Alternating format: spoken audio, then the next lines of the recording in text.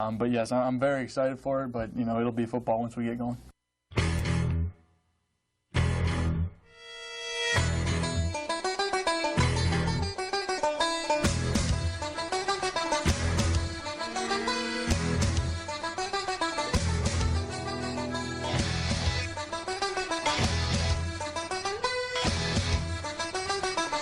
Welcome back, ChicagolandSportsRadio.com.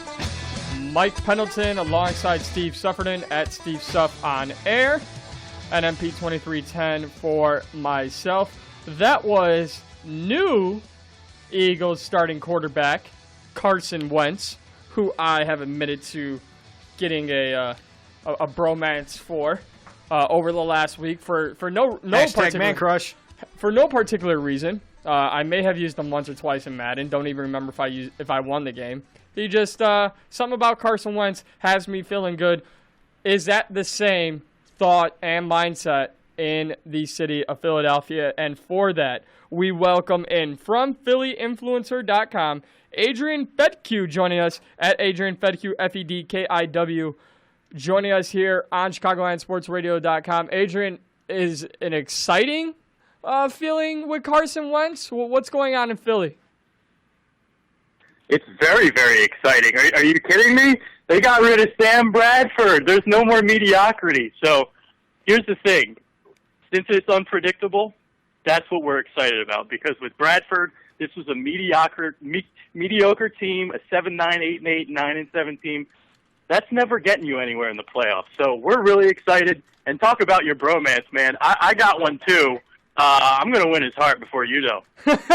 Well, you're a lot closer than I am, so I'm sure it'll be easier for you to do so. But so let me ask you, because I don't know. Like, I'm trying to figure out where this all came from. I just watched, a little bit of tape before the draft, and what I think it is the Eagles' belief and confidence and their ability to take advantage of the Vikings' issues, like you said, get rid of mediocre Sam Bradford, and the confidence they displayed. Because I thought, Doug Peterson, Chase Daniel, that connection, boom, they're going to sit Carson Wentz. They held their cards tight to their chest, and then they showed them at the last second. Where is your excitement, and what is it about Carson Wentz that gets you all giddy?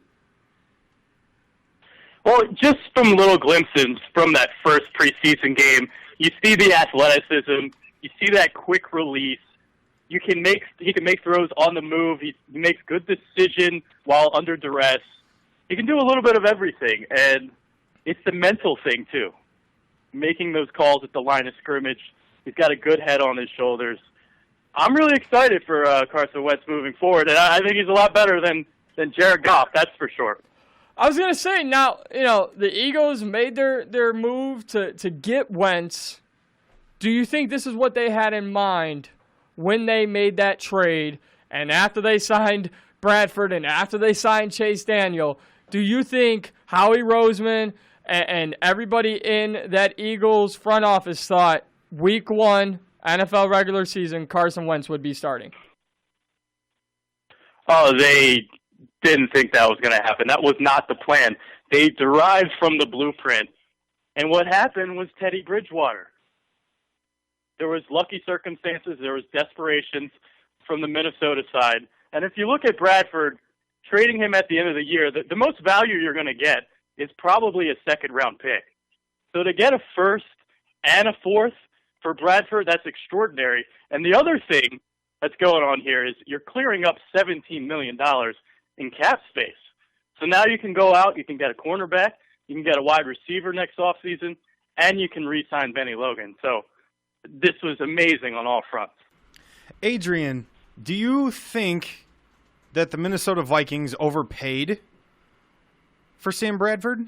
They overpaid, but I also think it was something that was a little bit necessary, because if you look at how their team is constructed, Adrian Peterson isn't getting any younger, so his window is closing, and that defense is ready to win right now. You look at that defensive line, you got Everson Griffin, Sharif Floyd, you got Linval Joseph, Anthony Barr is a star in the making, you got Xavier Rhodes and Harrison Smith there on the back end in the secondary. That can be a top 5 defense, And with a guy like Bradford who can just manage the game, they can win 11, 12 games this year.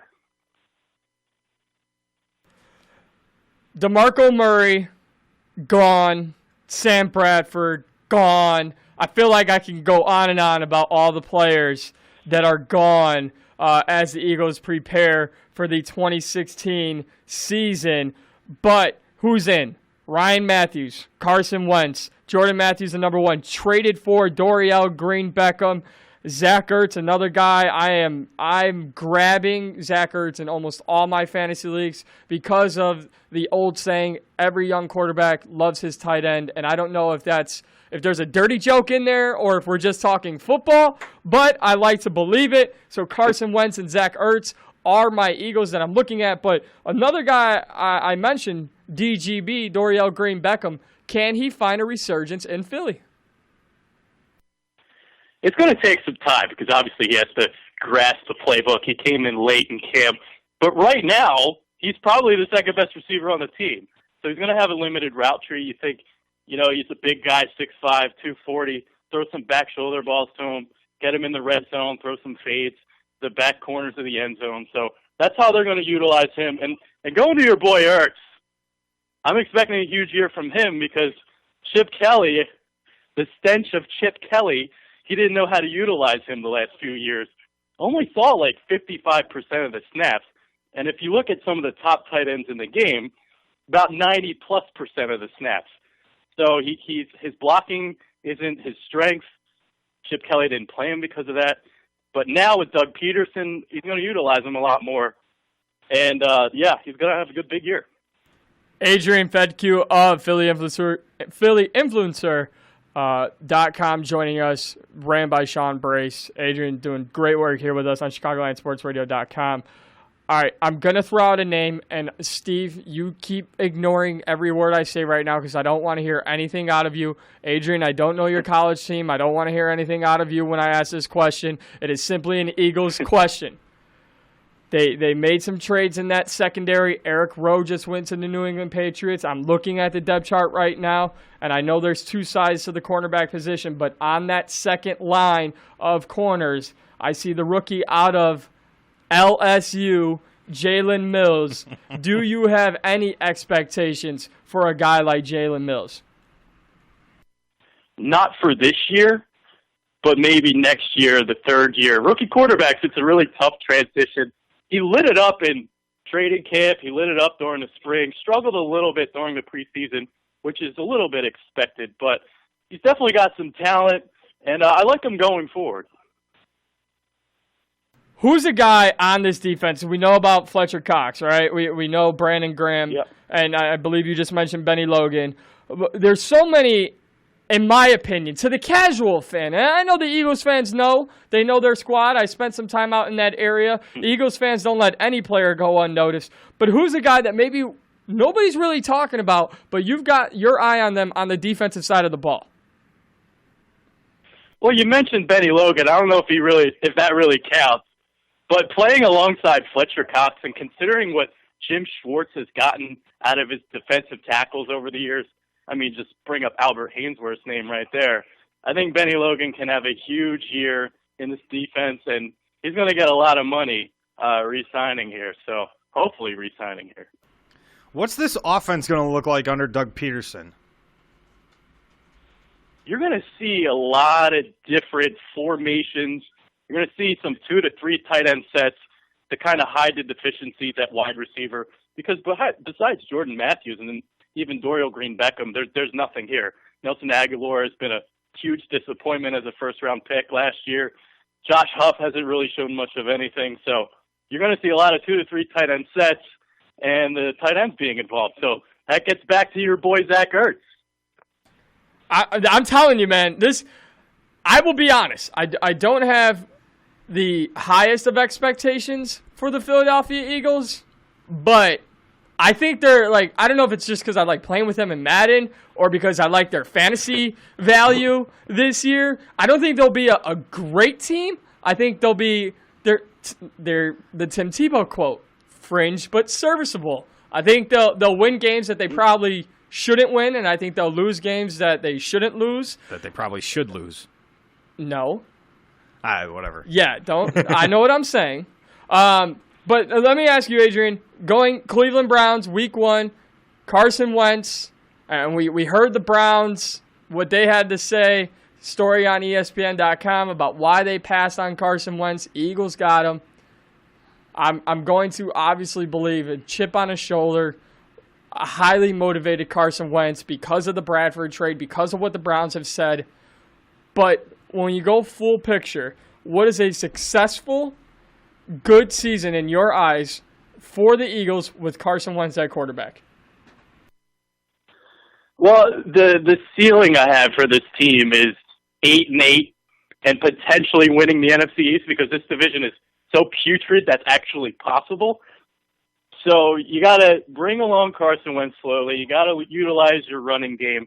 But the big thing is the defense, obviously. Jim Schwartz coming in here, getting after the quarterback.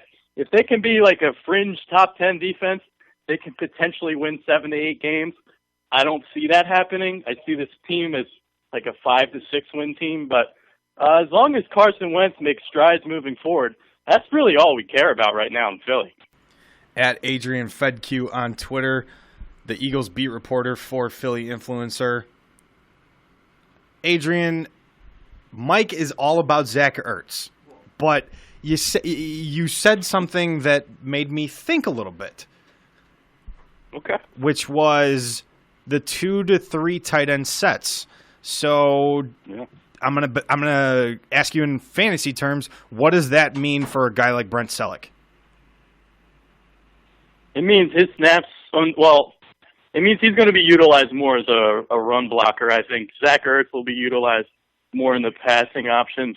But I mean, if you have the 3 tight ends out there, you can play some play action, get your tight ends on different levels. This is some stuff I saw on tape with Kansas City last year. You had 3-level routes. So I think he'll do a little bit of that. But in terms of Brent Selleck, I'd stay away from him.